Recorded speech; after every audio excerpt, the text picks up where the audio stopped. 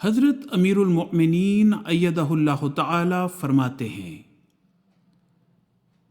بسم اللہ الرحمن الرحیم،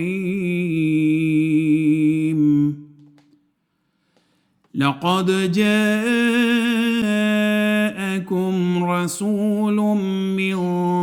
انفسکم عزیز علیہ ما عنتم عزیز علیہ ما عنتم حریص علیکم بالمؤمنین رؤوف رحیم۔ سورہ التوبہ آیت نمبر 128۔ جیسا کہ ہم جانتے ہیں، اللہ تعالیٰ اپنی ہستی کو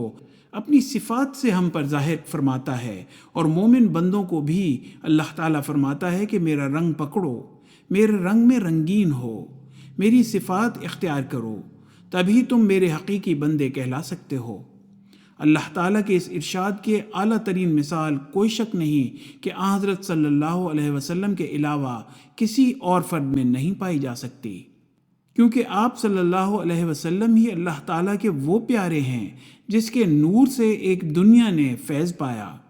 فیض پا رہی ہے، اور انشاءاللہ فیض پاتی چلی جائے گی، تاکہ اپنے پیدا کرنے والے کی پہچان کر سکیں۔ آپ صلی اللہ علیہ وسلم کے اندر خدا تعالیٰ کی مخلوق کے لیے جو رحیمیت، رحمانیت کے جذبات تھے، اس جذبے کے تحت جو محبت موجزن تھی، اس کی شدت اس قدر بڑھی ہوئی تھی کہ قرآن کریم میں اللہ تعالیٰ نے اسے ان الفاظ میں محفوظ فرما لیا جس کی میں نے تلاوت کی ہے، جس کا ترجمہ یہ ہے،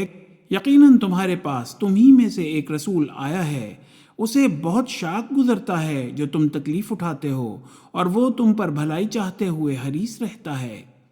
مومنوں کے لیے بے حد مہربان اور بار بار رحم کرنے والا ہے۔ پس یہ ہے ہمارے پیارے نبی صلی اللہ علیہ وسلم کا اسوہ، اور آپ صلی اللہ علیہ وسلم کے بنی نوع انسان کی بہتری کے لیے جذبات۔ وہ پیارا رسول انتہائی تکلیف میں مبتلا ہو جاتا ہے جب تم تکلیف اٹھاتے ہو یا اللہ تعالیٰ کے احکامات کی پابندی نہ کر کے اٹھاؤ گے۔ اس آیت میں کافروں اور مومنوں دونوں کے لیے جذبات کا اظہار ہے۔ آپ کی زندگی میں ہمیں نظر آتا ہے کہ کیا کیا تکلیفیں تھیں جو دشمن نے آپ کو نہ دیں، آپ صلی اللہ علیہ وسلم کے ماننے والوں کو نہ دیں۔ عورتوں کو اونٹوں سے باندھ کر، ان کی ٹانگیں باندھ کر ان کو چیرا گیا، خود آپ کو انتہائی تکلیفیں پہنچائی گئیں۔ 2.5 سال تک آپ کے ماننے والوں کے ساتھ ایک گھاٹی میں محصور رکھا گیا، لیکن آپ صلی اللہ علیہ وسلم پھر بھی ان لوگوں کی بھلائی کی خواہش کرتے تھے، دعا کرتے تھے کہ اللہ تعالیٰ انہیں ہدایت دے، انہیں سیدھے راستے پر چلائے، تاکہ وہ اللہ تعالیٰ کے عذاب سے بچ سکیں۔ حوالہ خطبہ جمعہ فرمودہ 23 فروری 2007۔